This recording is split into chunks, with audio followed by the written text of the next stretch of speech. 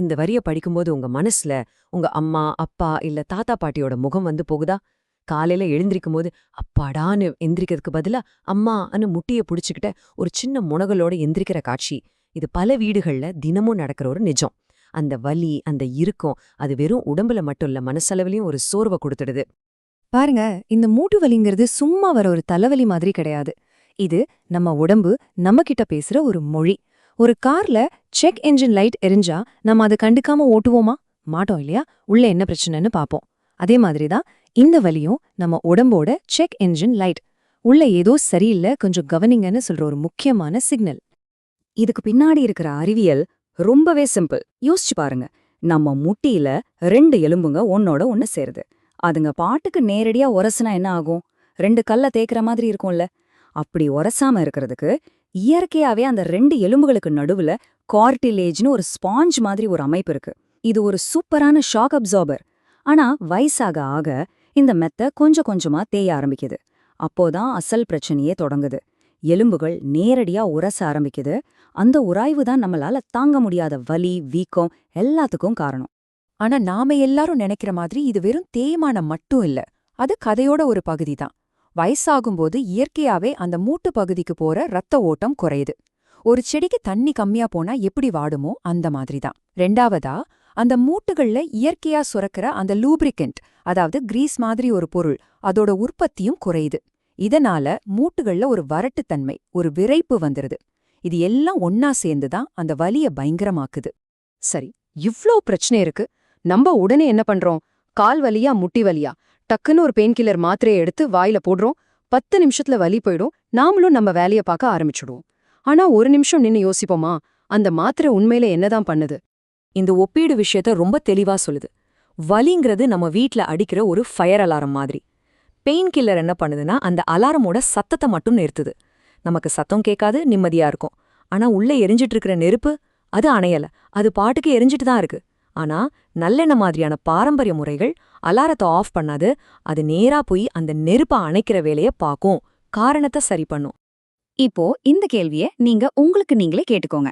நாம தினமும் ஒரு மாத்திரைய போட்டு நம்ம உடம்பு கிட்ட ப்ளீஸ் கத்தாத, அமைதியாயிருன்னு சொல்லி அதோட வாய மூடுறோமா? இல்ல அந்த பிரச்சனை என்னன்னு கேட்டு அதை குணப்படுத்த முயற்சி பண்றோமா? அலாரம் அடிச்சா பேட்டரிய கழட்டி வைக்கிறது புத்திசாலித்தனம் இல்ல இல்லையா? சரி, இப்போ விஷயத்தோட மைய புள்ளிக்கு வருவோம். இந்த நல்லெண்ணெயில அப்படி என்னதான் இருக்கு? இது வெறும் பாட்டி காலத்து நம்பிக்கைதானா, இல்ல இதுக்கு பின்னாடி உறுதியான அறிவியல் இருக்கா? வாங்க இத கொஞ்சம் ஆழமா அலசி பார்க்கலாம். நம்ம கிச்சன்ல இருக்கிற இந்த நல்லெண்ணெய் உண்மையிலேயே ஒரு மெடிக்கல் ஷாப்புக்கே சமம்னு சொல்லலாம். நம்ம சித்தர்களும் ஆயுர்வேத முன்னோர்களும் இத வெறும் சமையல் எண்ணெயா பார்க்கல.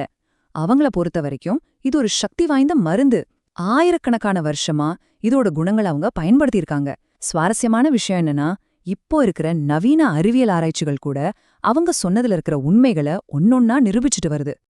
அப்போ இந்த எண்ணெய்க்குள்ள அப்படி என்னதான் ஸ்பெஷல்? சொல்லப்போனா இதுக்குள்ள ஒரு 3 சூப்பர் ஹீரோக்கள் இருக்காங்க. முதல் ஹீரோ பேரு செசமோல். இது உடம்புல இருக்கிற தேவையில்லாத நச்சுக்களை வெளியேற்ற ஒரு சக்தி வாய்ந்த ஆன்டி ஆக்சிடென்ட். 2வது ஹீரோ செசமின். இவரோட முக்கியமான வேலையே மூட்டுகள்ல இருக்கிற அந்த வீக்கத்தை, அதாவது இன்ஃப்ளமேஷனை குறைக்கிறது தான். 3வதா வைட்டமின் இ. இது டேமேஜ் ஆன திசுக்களை சரி பண்ணி ரிப்பேர் வேலை பார்க்கும்.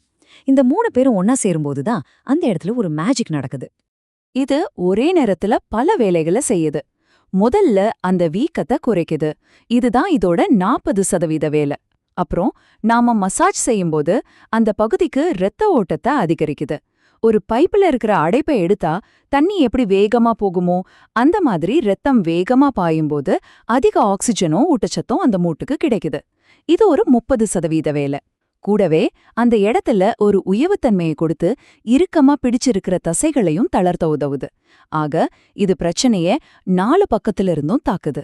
இவ்ளோ பெரிய சயின்ஸ் பத்தி பேசுறோமே, இதை நடைமுறைப்படுத்துறது ரொம்ப கஷ்டமா இருக்குமோன்னு நினைக்காதீங்க. உண்மையில இதை நம்ம அன்றாட வாழ்க்கையில சேர்த்துக்கக்கூடிய ஒரு ரொம்ப ரொம்ப எளிமையான 15 நிமிட பழக்கம்தான். இத ஒரு பெரிய வைத்தியமா நினைக்காம உங்க உடம்புக்கு நீங்களே கொடுத்துக்கிற ஒரு சின்ன பரிசு மாதிரி நினைச்சுக்கோங்க. கொஞ்சமா நல்லெண்ணெய எடுத்து கை பொறுக்கிற அளவுக்கு இதமா சூடுபடுத்திக்கணும். அப்புறம் வலி இருக்கிற மூட்டுல தடவி வட்ட வடிவத்துல ரொம்ப அழுத்தம் கொடுக்காம மென்மையா ஒரு 10லேருந்து 15 நிமிஷம் மசாஜ் செய்யணும். இதுக்கப்புறம் வெதுவெதுப்பான நீர்ல குளிச்சிங்கன்னா அந்த எண்ணெய் இன்னும் நல்லா உள்ளே இறங்கி வேலை செய்யும். இதுல முக்கியமான மந்திரமே தொடர்ச்சி தான். தினமும் செய்யணும், இல்லனா வாரத்துக்கு 4-5 முறையாவது செய்யணும். ஒரு முக்கியமான விஷயத்த நாம இங்க தெளிவா புரிஞ்சுக்கணும். இது இன்ஸ்டன்ட் காஃபி மாதிரி போட்ட உடனே வேலை செய்யாது. இது ஒரு செடி வளர்க்குற மாதிரி. இன்னைக்கு விதை போட்டா நாளைக்கே பழம் கிடைக்காது. ஆனா பொறுமையா தினமும் தண்ணி ஊத்தி கவனிச்சா அது தர்ற பலன் நிரந்தரமா இருக்கும். நம்ம மனநிலைய உடனடி தீர்வுகள்ல இருந்து நீண்ட கால ஆரோக்கியம்ங்கிற பக்கம் திருப்ப வேண்டியது ரொம்ப அவசியம். ஆக நம்ம முன்னாடி இப்போ 2 தெளிவான பாதைகள் இருக்கு. ஒன்னு வலிய தற்காலிகமா மறைக்கிற பாதை, இன்னொன்னு அந்த வலிய வேரோடு குணப்படுத்துற பாதை. நம்ம எதை தேர்ந்தெடுக்க போறோம்? நம்மளோட இந்த ஃபாஸ்ட் ஃபார்வர்டு உலகத்துல எல்லாத்துக்கும் ஒரு ஷார்ட்கட் தேடுறோம். ஆனா உடம்பு விஷயத்துல ஷார்ட்கட் எப்பவுமே வேலைக்கு ஆகாது. ஆரோக்கியம்ங்கிறது ஒரு டெஸ்ட் மேட்ச் மாதிரி, T20 மேட்ச் மாதிரி இல்ல. நிதானமா பொறுமையா இருந்தா தான் ஜெயிக்க முடியும்.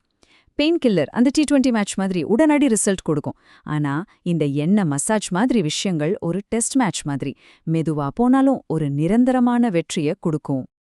யோசிச்சு பாருங்க, இந்த 15 நிமிஷங்கிறது வெறும் நேரம் இல்ல. இது உங்களுடைய எதிர்கால சுதந்திரத்துக்கான ஒரு முதலீடு.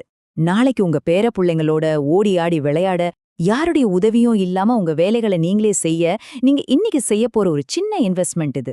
உங்க நடமாடும் சுதந்திரத்தை பாதுகாக்கிற ஒரு கவசம் இது. கடைசியா இந்த கேள்வி உங்ககிட்ட தான். உங்க உடம்போட அலாரத்தை மாத்திரைய போட்டு ஆஃப் பண்ண போறீங்களா? இல்ல அந்த அலாரம் ஏன் அடிக்குதுன்னு உண்மையா காது கொடுத்து கேட்டு அந்த பிரச்சனைய சரி பண்ண போறீங்களா? வலிய மறைக்கிறது சுலபம். ஆனா வலியிலிருந்து உண்மையா விடுதலை அடையறது உங்க கையில தான் இருக்கு. யோசிங்க.